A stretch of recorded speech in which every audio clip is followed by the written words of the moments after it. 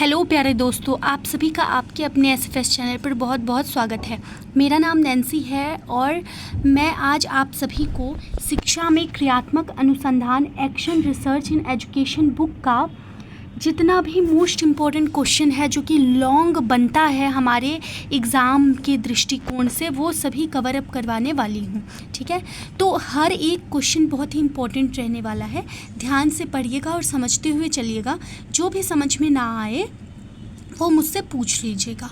ठीक है, तो चलिए स्टार्ट करते हैं। हमारा पहला क्वेश्चन जो है वो कह रहा है, शिक्षा में अनुसंधान से आप क्या समझते हैं, इसकी विशेषताएं लिखिए। तो हमारा पहला क्वेश्चन कहता है, शिक्षा में अनुसंधान से आप क्या समझते हैं, इसकी विशेषताएं लिखना है। चलिए देखते हैं। तो इसका शिक्षा में अनुसंधान का अर्थ क्या हो जाएगा, सबसे पहले वो देखते हैं कि इससे हमें समझ में क्या आता है।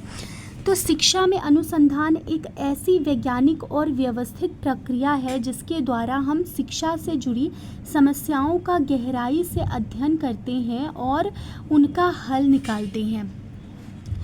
तो जो हमारा शिक्षा में अनुसंधान है वो एक ऐसी प्रक्रिया होती है जिसके द्वारा हम शिक्षा से जुड़ी जितनी भी समस्याएं होती हैं ना, उनका अध्ययन करते हैं और फिर उसके बाद उनका हल निकालते हैं। रिसर्च करने के बाद उनका हल निकालते हैं।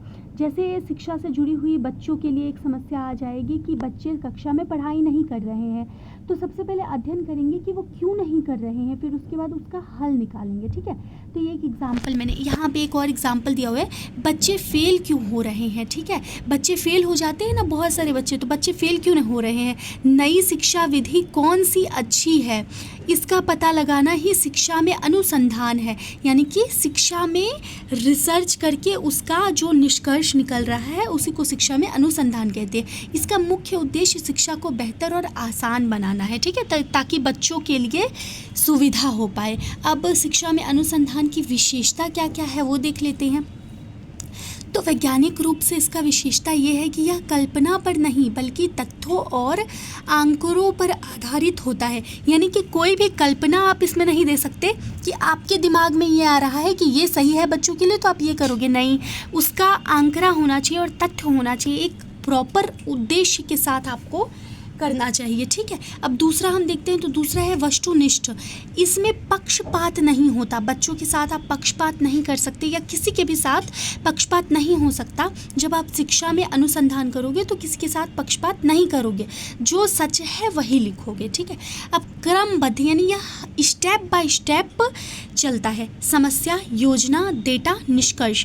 यानी कि स्टेप, इसका ये नहीं है कि डायरेक्ट आप निष्कर्ष पे पहुंच जाओगे, नहीं। सबसे पहले समस्या देखोगे, उस समस्या का निष्कर्ष निकालने के लिए योजना बनाओगे, एक डेटा तैयार करोगे, उसके बाद निष्कर्ष तक पहुंचोगे। ठीक है, फिर है समस्या केंद्रित। यह किसी ना किसी समस्या को हल करने के लिए किया जाता है। जो शिक्षा में अनुसंधान है, अनुसंधान यानी रिसर्च करना और खोज करना कि क्या क्या समस्याएं हैं। तो जो हमारा शिक्षा में अनुसंधान है वो किसी समस्या को हल करने के लिए ही किया जाता है। नवीन ज्ञान, इससे हमें शिक्षा के बारे में नए नए तथ्य पता चलते हैं। जब हम किसी कार्य को करते हैं तो उस कार्य से हमें नए नए तथ्य पता चलते हैं ना, तो वही चीज़ बताया जा रहा है कि जब हम शिक्षा में अनुसंधान करते हैं तो उससे हमें नए नए तथ्य भी पता चलते हैं। अब देखिए, जो भी बच्चे इंग्लिश से पढ़ते हैं तो उनके लिए मैंने इंग्लिश में भी डाल दिया है, तो आप पढ़ सकते हो। ओके, आगे बढ़ेंगे तो हमारा दूसरा क्वेश्चन आ जाएगा, शिक्षा में अनुसंधान के उद्देश्य और महत्व। शिक्षा में अनुसंधान का उद्देश्य क्या है और उसका महत्व क्या है। तो कॉमन सी बात है, यदि आप सिंपल लैंग्वेज में समझने का प्रयास करो तो उद्देश्य क्या होगा, बच्चों की हेल्प करना, समस्याओं का समाधान करना, यही सब ना होगा उद्देश्य। क्योंकि शिक्षा में अनुसंधान का मतलब ही होता है कि जो भी समस्याएं हैं उसका समाधान करना। ठीक है, तो देखते हैं इसमें क्या है उद्देश्य। सबसे पहले देख लेते हैं। तो पहला उद्देश्य हमारा होगा समस्याओं का समाधान, शिक्षा की पुरानी समस्याओं का हल निकालना। जो भी पुरानी समस्याएं हैं उसका नए तरीके से निरीक्षण करके हल निकालना, इसी को शिक्षा का समाधान कह देंगे। फिर उसके बाद नई विधियों का विकास करना। जैसे पुरानी विधि है तो पढ़ाई की अगर पुरानी विधि है तो पढ़ाने के नए और आसान तरीके खोजा जा सकता है जिससे बच्चों को अधिक से अधिक लाभ दिया जा सके। ठीक है, प्रॉफिट दिया जा सके। अब तीसरा हो जाएगा उद्देश्य हमारा शिक्षा में अनुसंधान का, पाठ्यक्रम में सुधार। क्या पढ़ाना चाहिए इससे बेहतर, और जो पढ़ रहे हैं उससे बेहतर और क्या हो सकता सकता है, तो पाठ्यक्रम में सुधार करना भी एक उद्देश्य है। चौथा उद्देश्य शिक्षक को प्रशिक्षित करना, यानी शिक्षक को आधुनिक बनाना, शिक्षक को इस प्रकार से प्रशिक्षण करना कि वो बच्चे को सही पूर्वक पढ़ा सके। फिर भविष्यवाणी करना, आगे शिक्षा में क्या होगा इसका अनुमान लगाना, ठीक है। जैसे बच्चे आज के जनरेशन के जिस हिसाब से बच्चे हैं, तो आगे शिक्षा की क्या क्या भविष्यवाणी हम कर सकते हैं, तो वो सब करना। अब हमने उद्देश्य देख लिया, महत्व देख लेते हैं। महत्व है गुणवत्ता बढ़ती है, इससे स्कूल और कॉलेज की पढ़ाई का स्तर ऊंचा होता है। यदि किसी स्कूल में बहुत ज़्यादा सुधार हो रहा है तो उस स्कूल की गुणवत्ता बढ़ेगी। निर्णय में मदद, सरकार और प्रिंसिपल को सही फैसला लेने में मदद मिलती है, ठीक है। छात्रों को लाभ, छात्रों की पढ़ाई और आसान होती है और मज़ेदार होती है। चौथा हमारा हो जाएगा शिक्षा का विकास, यानी इससे पूरी शिक्षा व्यवस्था आगे बढ़ती है। जब हम नए नए चीज़ों को देखेंगे, उसे समझेंगे और नई नई चीज़ों को लागू करेंगे जो कि हमारे लिए हेल्पफुल होगा, तो वो बहुत अच्छी चीज़ें होती है ना। तीसरा हमारा क्वेश्चन आता है क्रियात्मक अनुसंधान को परिभाषित कीजिए, यह परंपरागत अनुसंधान से कैसे भिन्न है। यानी कि क्रियात्मक अनुसंधान को परिभाषा देना है और यह परंपरागत अनुसंधान से कैसे भिन्न है बताना है। तो क्रियात्मक अनुसंधान क्या होता है देख लेते हैं। क्रियात्मक अनुसंधान का मतलब है काम करते हुए सीखना और सुधार करना। इसे कुर्ट लेबिन ने दिया। क्रियात्मक अनुसंधान का मतलब क्या होता है कि हमें काम भी करना है और उसके साथ सुधार भी करना है। इसे किसने दिया था? कुर्ट लेबिन ने दिया था। जब शिक्षक अपनी कक्षा की छोटी मोटी समस्या को खुद हल करने के लिए रिसर्च करता है तो उसे क्रियात्मक अनुसंधान कहते हैं। जैसे मेरी कक्षा में बच्चे शोर क्यों करते हैं, तो जब छोटी मोटी समस्या शिक्षक खुद ही हल करने लगता है तो इसी को क्रियात्मक अनुसंधान कहते हैं। अब अंतर देख लेते हैं क्रियात्मक अनुसंधान और परंपरागत अनुसंधान में, ठीक है। यहाँ पे ये अलग है दोनों। परंपरागत अनुसंधान में अंतर देख लेते हैं, तो देखते हैं क्या है। इसे जो क्रियात्मक अनुसंधान है इसे शिक्षक खुद करता है। जैसे एक शिक्षक है तो वो खुद करेगा और इसे कोई बड़ा वैज्ञानिक करता है। परंपरागत अनुसंधान को कोई बड़ा वैज्ञानिक करता है, ठीक है। अब क्रियात्मक अनुसंधान कक्षा की छोटी समस्या पर होता है, छोटी समस्या के हल के लिए किया जाता है, और जो परंपरागत अनुसंधान है वो शिक्षा की बड़ी समस्या पर हल होता है। जो हमारा क्रियात्मक अनुसंधान है वो परिणाम तुरंत मिलता है उससे, क्योंकि एक शिक्षक अपनी क्लास के लिए कर रहा है तो परिणाम तुरंत ही मिलेगा, लेकिन इसका परिणाम सालों लग जाते हैं, ठीक है। उद्देश्य तुरंत सुधार करना और इसका उद्देश्य नया सिद्धांत बनाना, ठीक है। परंपरागत सिद्धांत का जो उद्देश्य है वो नया कानून बनाना, ठीक। चौथे क्वेश्चन की ओर बढ़ते हैं। तो चौथा क्वेश्चन हमारा है विद्यालय में क्रियात्मक अनुसंधान की आवश्यकता और क्षेत्र लिखिए। विद्यालय में क्रियात्मक अनुसंधान की क्या आवश्यकता पड़ गई और इसके क्षेत्र क्या क्या हैं, यानी कहाँ कहाँ से हम विद्यालय में क्रियात्मक अनुसंधान कर सकते हैं। तो आवश्यकता क्यों पड़ी? स्कूल में हर दिन नई नई समस्याएं आती हैं, जैसे बच्चे फेल हो गए, लड़ाई करते हैं, लाइब्रेरी नहीं जाते, प्रिंसिपल के पास इतना समय नहीं होता कि वो हर समस्या देखे, इसीलिए शिक्षक खुद क्रियात्मक अनुसंधान करके अपनी समस्या खुद हल करता है। इससे स्कूल का समय और पैसा दोनों बचता है। यानी कि क्रियात्मक अनुसंधान क्या होता है कि कोई भी एक टीचर अपने क्लास में अनुसंधान करता है, उसी को कहते हैं हल करता है किसी समस्या को, उसी को कहते हैं। तो यहाँ पे वही कहा जा रहा है कि प्रिंसिपल के पास, जो स्कूल का प्रिंसिपल होता है, उसके पास उतना समय नहीं रहता कि वो सारी समस्याओं को हल कर सके। तो इसलिए कोई भी शिक्षक जो है वो अपनी समस्या का, अपने क्लास की समस्या का समाधान करता है। अब इसके क्षेत्र क्या क्या हैं, कहाँ कहाँ कर सकते हैं? तो शिक्षण विधि, कौन सी विधि से बच्चे जल्दी सीखेंगे। क्षेत्र क्या क्या है, ध्यान से समझने का कोशिश कीजिए। कहाँ कहाँ कर सकते हैं क्रियात्मक अनुसंधान, कहाँ कहाँ कर सकते हैं? तो शिक्षण विधि में कर सकते हैं। कौन सी विधि से बच्चे जल्दी सीखेंगे? अनुशासन, बच्चे को क्लास में अनुशासित रूप से रहना चाहिए ना, तो क्लास में शांति कैसे बनाए, यहाँ पे भी क्रियात्मक अनुसंधान किया जा सकता है। गृह कार्य, बच्चों को गृह कार्य क्यों नहीं कंप्लीट हो रहा है, तो इसके लिए भी हम क्रियात्मक अनुसंधान कर सकते हैं। उपस्थिति, बच्चे स्कूल क्यों नहीं आते, तो इसके लिए हम क्रियात्मक अनुसंधान कर सकते हैं। अभिभावक सहयोग, माता पिता को स्कूल से कैसे जोड़ें, तो इसके लिए भी हम क्रियात्मक अनुसंधान कर सकते हैं, क्योंकि कई बार माता पिता स्कूल आते ही नहीं हैं, जिससे बच्चों की गलतियां, उनकी अच्छाइयां उन्हें पता ही नहीं चलता है। तो यहाँ पे कि वो क्यों नहीं आते हैं, इसका निष्कर्ष हम निकाल सकते हैं, ठीक है। आगे बढ़ेंगे तो आगे पांचवा हमारा क्वेश्चन है क्रियात्मक अनुसंधान में प्रयुक्त आंकड़ा संग्रह की विधियाँ लिखिए। क्रियात्मक अनुसंधान में जितने भी प्रयोग होने वाले आंकड़ा है तो उसकी विधि लिखना है हमें। देख लेते हैं क्या है। जब हर समस्या पर काम करते हैं तो बहुत सबूत चाहिए, सबूत को आंकड़ा कहते हैं। इसे इकट्ठा करने की 5 मुख्य विधियां हैं, ठीक है।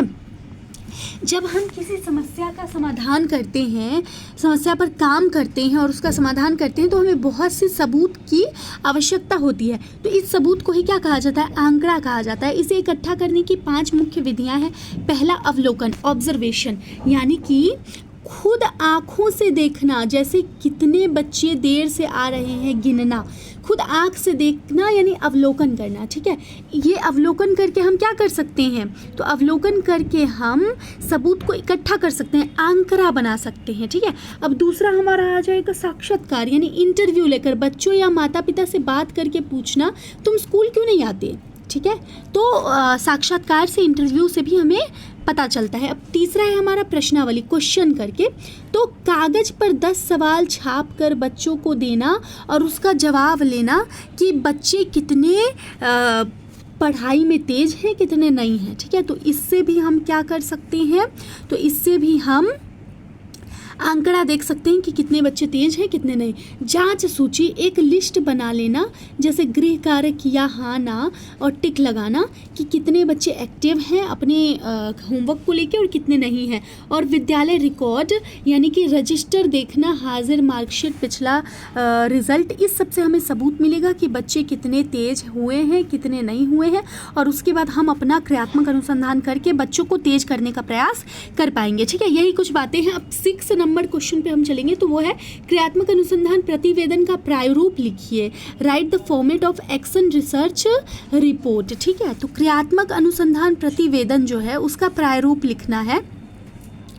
जब हमारा काम पूरा हो जाए तो हमें उसकी रिपोर्ट बनानी चाहिए। सबूत इकट्ठा करके मैंने आंकड़ा बना लिया। अब जब मान लीजिए हमारा काम पूरा हो जाए तो उसका रिपोर्ट भी तो बनाना चाहिए ना, क्रियात्मक अनुसंधान प्रतिवेदन का प्रारूप भी तो बनाना चाहिए ना। तो वही चीज़ देख रहे हैं हम। जब हमारा काम पूरा हो जाए तो हमें उसकी रिपोर्ट बनानी चाहिए। रिपोर्ट का प्रारूप इस तरह होना चाहिए। ठीक है, देखते हैं क्या क्या होना चाहिए। शीर्षक, सबसे पहले टाइटल बहुत आवश्यक होता है।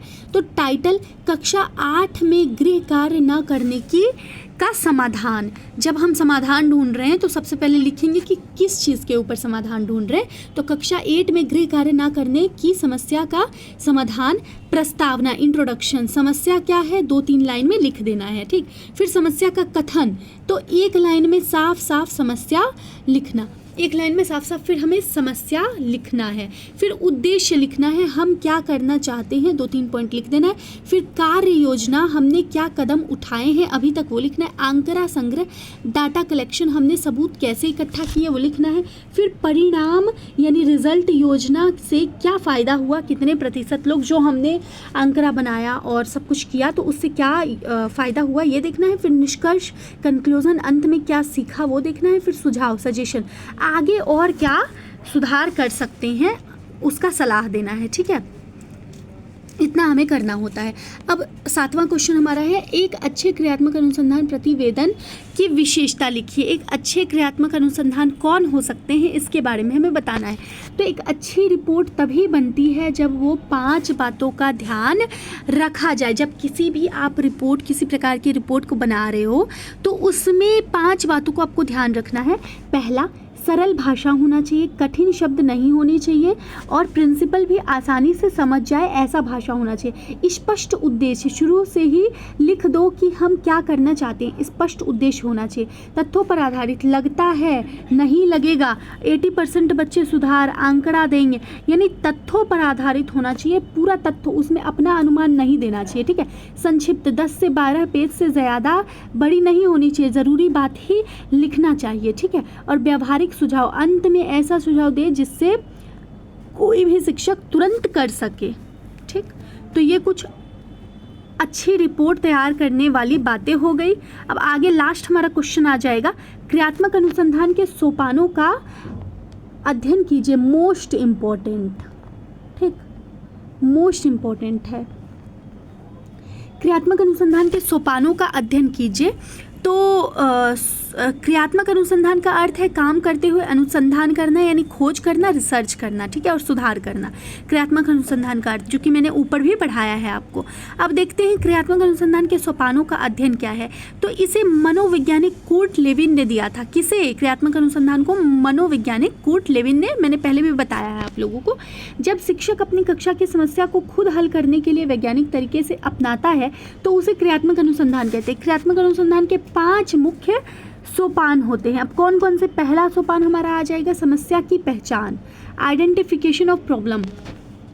पहला सोपान हमारा, सोपान यानी क्या होता है कि कैसे आप किसी भी क्रियात्मक अनुसंधान को करते हो। क्रियात्मक अनुसंधान के सोपान यानी कैसे आप स्टेप बाय स्टेप क्रियात्मक अनुसंधान को करते हो, वही चीज़ बताया जा रहा है। तो पहला आपका हो जाएगा समस्या का पहचान। सबसे पहले समस्या का पहचान किया जाता है, तभी तो समस्या के ऊपर बातचीत करोगे। तो सबसे पहले शिक्षक यह पता लगाते हैं कि कक्षा की सबसे बड़ी समस्या क्या है। जैसे बच्चे गृह कार्य नहीं करते, देर से आते हैं, पढ़ाई में कमज़ोर हैं। एक समय में सिर्फ एक समस्या को ही चुना जाता है। फिर दूसरा सोपान हमारा आ जाएगा समस्या का विश्लेषण, एनालिसिस ऑफ प्रॉब्लम्स। अब उस समस्या के कारण खोजे जाते हैं। उस समस्या के कारण क्या है ये खोजे जाते हैं। जैसे बच्चे गृह कार्य क्यों नहीं करते, कारण हो सकता है घर पर समय नहीं मिलता, विषय कठिन है, माता पिता ध्यान नहीं देते। इसके लिए अवलोकन, साक्षात्कार और रिकॉर्ड देखे जाते हैं, ठीक है। समस्या का विश्लेषण किया जाता है। फिर उसके बाद तीसरा कार्य योजना बनाना। कारण पता चलने के बाद समस्या का हल निकाला जाता है। जैसे एक्स्ट्रा क्लास लगाना, आसान भाषा में पढ़ाना, माता पिता से बात करना। योजना सरल, कम खर्चीली और व्यवहारिक होनी चाहिए, क्योंकि ज़्यादा खर्चीली होगी तो बच्चे नहीं अफोर्ड कर पाएंगे। और व्यवहारिक होनी चाहिए, यानी व्यवहार पूर्वक बच्चों को पढ़ाना चाहिए। डांट के आप पढ़ाओगे ना तो बच्चे को आधा से ज़्यादा तो कुछ समझ में ही नहीं आएगा, ठीक है। तो ये तीसरा सोपान कंप्लीट हुआ। चौथा सोपान हो जाएगा योजना को लागू करना। जो योजना हमने बनाया कि गार्जियन से एक बार बात करते हैं, बच्चे को लिए एक्स्ट्रा क्लास का प्रबंध करते हैं, तो उसके बाद उस योजना को लागू भी तो करेंगे ना। सिर्फ योजना का प्लान बना के तो नहीं छोड़ देंगे, उसको लागू भी करना है। तो बनी हुई योजना को कक्षा में लागू किया जाता है। इस दौरान शिक्षक डायरी में नोट करता है कि क्या बदलाव हो रहे हैं, ठीक है। अब जैसे एग्जाम्पल दिया हुआ है, तो 1 सप्ताह बाद कितने बच्चे ने गृह कार्य किया है, ठीक। हाँ, हमें उससे पता चलेगा कि हमारे प्लानिंग में कुछ बदलाव हुआ है या नहीं। अगर नहीं होगा तो हम आगे उस पर और काम करेंगे। अब 5वां लास्ट सोपान हमारा हो जाएगा मूल्यांकन और प्रतिवेदन, इवोल्यूशन एंड रिपोर्टिंग। अब इसमें क्या है, अंत में यह देखा जाता है कि योजना कितना फ़ायदा हुआ है। सिर्फ योजना बनाने से नहीं होता है, योजना फ़ायदा होने से भी होता है ना।